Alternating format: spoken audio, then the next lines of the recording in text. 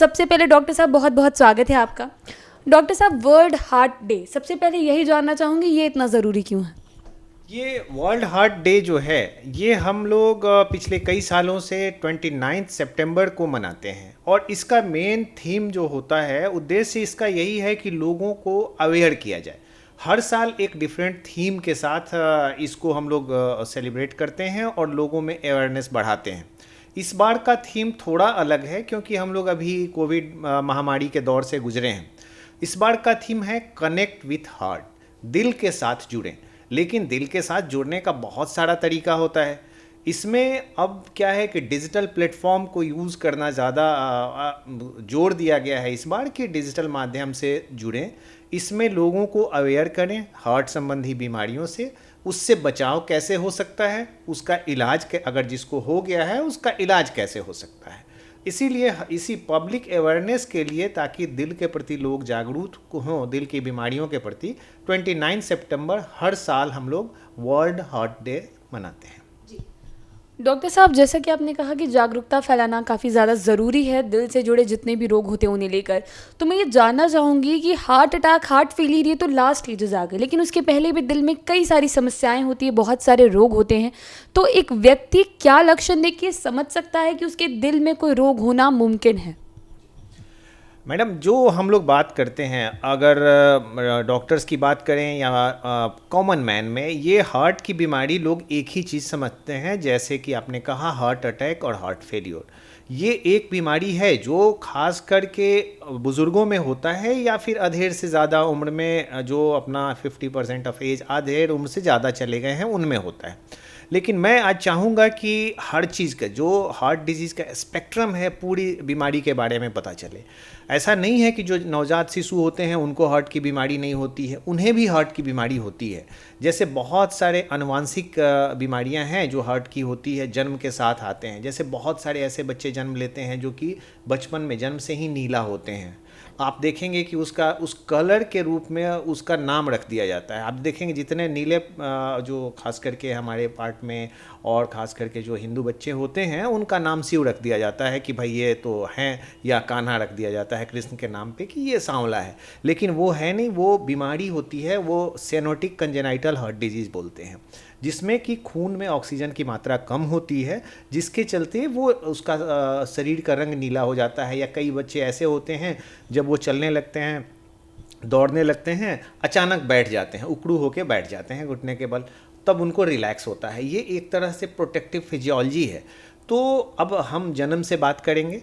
अगर कोई नवजात बच्चा जन्म लेता है, और इसलिए जानना ज़रूरी है बचपन से, क्योंकि उसका समय पे आप इलाज करा देते हैं तो बहुत गंभीर बीमारी बिल्कुल ठीक हो जाती है और वो बच्चा अपना नॉर्मल लाइफ जी सकता है।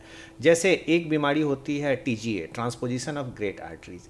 इसमें क्या होता है कि नसें, हार्ट से निकलने वाली जो मुख्य धमनियाँ होती हैं उल्टी कनेक्ट होती हैं, लेफ़्ट का राइट, राइट का लेफ़्ट। ये बहुत ख़राब बीमारी है। अगर इसका समय रहते इलाज नहीं किया जाए तो 90% बच्चे 1 साल होते होते मर जाते हैं। लेकिन अगर पहले महीने में ही इसका इलाज कर दिया जाए, सर्जरी करा दिया जाए, तो वो एकदम नॉर्मल लाइफ जिएगा, आगे उसे कोई परेशानी नहीं होती है।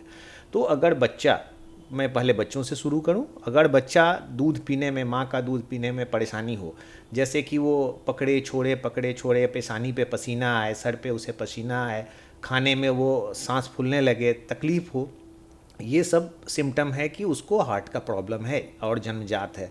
या वैसे बच्चे जिनको छोटे आयु में ही बार बार निमोनिया की शिकायत हो जा रही है, रेस्पिरेटरी ट्रैक्ट इन्फेक्शन हो रहा है, बार बार निमोनिया के लिए उसे हॉस्पिटलाइज करना पड़ रहा है, डॉक्टर से मिलना पड़ रहा है, ये भी एक लक्षण है आनुवांशिक हार्ट डिजीज़ होने का। या जब थोड़े बड़े होने लगते हैं तो उनके ओठ नीले हो जाएंगे, उंगली नीला होने लगता है, नाखून मोटा हो जाता है, ये सारे साइनोटिक कंजेनाइटल हार्ट डिजीज़ के लक्षण हैं। तो इनका अगर समय पे जांच हो जाए, आप नज़दीकी डॉक्टर से मिलें, दिखाएं, डायग्नोसिस हो जाए, ट्रीटमेंट हो जाए, तो ये सारे बच्चे अपने नॉर्मल लाइफ जीते हैं। अगर इन्हें ये छोड़ दिया जाए तो कोई 1 साल में, कोई 4 साल में, कोई 5 साल में इस दुनिया से चला जाता है। तो ये तो एक स्पेक्ट्रम हुआ जो कि कंजेनाइटल हार्ट डिजीज़ जो बच्चों में होता है। युवा अवस्था में जब ये बड़े होते हैं, चलने लगते हैं, तो एक इन्फेक्टिव डिजीज़ है जो कि हाल तक अपने देश में सबसे प्रमुख कारण था हार्ट फेलियर का और हॉस्पिटलाइजेशन का, जो सब लोग समझते होंगे, नाम तो ज़रूर सुना होगा, रूमेटिक हार्ट डिजीज़ का। ये होता क्या है, ये एक इन्फेक्शन के चलते होता है, गले में खराश होता है और हम लोग उसे इग्नोर कर देते हैं क्योंकि ये तो कॉमन चीज़ें हैं, सबको होती हैं। तो अगर बच्चों में युवा अवस्था में गले की खराश, बुखार और जोड़ों में दर्द हो तो इसे कभी लाइटली न लें। ये बैक्टीरियल इन्फेक्शन है जो गले में पकड़ता है, जॉइंट्स में बाइट करता है और हार्ट को इंजर्ड करता है। तो अब उसके बाद वही वॉल्व की खराबी हो जाती है, जिसको बाद में हम लोग कहते हैं कि इसका वॉल्व में छेद है, वॉल्व सूख गया है, माइट्रल स्टेनोसिस हो गई है, रिगर्गिटेशन हो गया है। और ये बहुत बड़ा कारण था हाल तक, जब एंटीबायोटिक का उतना यूज़ और डॉक्टर्स हेल्थ केयर लोग यूज़ नहीं करते थे, तो ये बहुत बड़ा कारण था, जो कि बाद के अवस्था में भी सिर्फ यही हार्ट फेलियर और हार्ट की परेशानी नहीं, इससे क्या होता है कि खून का थक्का हार्ट में जमता है, वहाँ से निकल के ब्रेन में चला जाता है, पैरालिसिस मार देती है। बहुत ऐसे लोगों को आप देखेंगे कम आयु में 30 साल 25 साल उनको पैरालिसिस की शिकायत हो गई है। तो वो बहुत सारे ऐसे पेशेंट्स हैं जिनको हार्ट की बीमारी थी, इग्नोर्ड रहा और जिसके चलते परेशानी हो गई। उसके अलावा भी बहुत सारे इन्फेक्टिव एटियोलॉजी हैं, जैसे ट्यूबरकुलोसिस के ही ले लें तो ट्यूबरकुलोसिस सिर्फ लंग्स में और जॉइंट्स में, लिम्फ नोड्स में नहीं होते हैं, वो हार्ट में भी ट्यूबरकुलोसिस हो जाती है, उसके चलते भी हार्ट फेलियर होते हैं। कई बार जो एक झिल्ली होती है हार्ट को चारों तरफ से सराउंड करती है, जिसे पेरिकार्डियम बोलते हैं, उसमें इन्फेक्शन होने से वो कैल्सीफाइड चूना जम जाता है। अब पूरे चूने जम जाने के चलते क्या होता है, पैरों में सूजन, पेट फूलना, कंस्ट्रिक्टिव पेरिकार्डाइटिस के रूप में प्रेजेंट करते हैं। तो इस तरह की तकलीफ हो, पैरों में सूजन हो जाए, धड़कन बहुत तेज चलने लगे, चलने में समस्या होने लगे, तो और फिर लकवा फालिस की शिकायत हो तो डॉक्टर से ज़रूर मिलना चाहिए। अब जो सबसे कॉमन बात होती है हार्ट फेलियर और हार्ट अटैक, अब उस पे आते हैं जो कि सबसे ज़्यादा कॉमन है और यही world wide number 1 cause of death है। और इससे पहले एक और बीमारी जो छूट रही है, that is hypertension, blood pressure. Blood pressure इतना अहम है कि इसका अगर देखा जाए तो हर 8वें मौत के लिए ब्लड प्रेशर रिस्पॉन्सिबल है। लेकिन ब्लड प्रेशर का अपना कोई वैसा साइन और सिम्टम नहीं होता है, इसलिए वो थोड़ा इग्नोर्ड रह जाता है। ब्लड प्रेशर आदमी को चेक, हर उस आदमी को जो वयस्क हो चुका है, अगर कोई सिम्टम है तब तो ज़रूर, अगर ना भी हो तो 20 साल के बाद हर 5 साल पे एक बार ब्लड प्रेशर कम से कम चेक करा लेना चाहिए। और जिसको फैमिली हिस्ट्री है उसे और ज़्यादा ध्यान रखने की ज़रूरत है, क्योंकि हार्ट फेलियर अपने आप में बहुत ज़्यादा परेशानी नहीं करता, लेकिन आपके पैरालिसिस का, स्ट्रोक का इंसिडेंस बढ़ा देता है, हार्ट फेलियर के चांसेस को बढ़ा देता है, किडनी की समस्या बढ़ा देता है, हार्ट अटैक के चांसेस को डबल ट्रिपल कर देता है। तो इतनी सारी बीमारियों की जननी कह सकते हैं कि ब्लड प्रेशर है, इसलिए उसको ध्यान में रखना है। अब आते हैं हार्ट अटैक और हार्ट फेलियर, ये दोनों दो चीज़ें हैं। हार्ट अटैक क्या है? हार्ट अटैक जो हम लोग सामान्य भाषा में बात करते हैं उसको एंजाइना भी कहते हैं, एंजाइनल पेन भी कहते हैं। इसको जानना बहुत ज़रूरी है, ये सबसे ज़्यादा जानलेवा है और वर्ल्ड वाइड 30% से ज़्यादा डेथ के लिए यही रिस्पॉन्सिबल है। आज के डेट में number 1 cause of death is cardiovascular disease, जिसमें हार्ट अटैक प्रमुख है। तो इसके लक्षण, ये होता क्यों है? हार्ट है, हार्ट एक ऑर्गन है जो कि हमेशा काम करते रहता है, शायद जब हम सो भी जाते हैं तो भी वो धड़कते रहता है, उसे रेस्ट नहीं मिलती। इसको सप्लाई कर, इसको ब्लड भी चाहिए, इसको न्यूट्रिशन चाहिए, तो इसको सप्लाई करने वाली जो धमनियाँ होती हैं, आर्टरीज होती हैं, उसमें जब ब्लॉकेज होता है उसके चलते हार्ट अटैक होता है।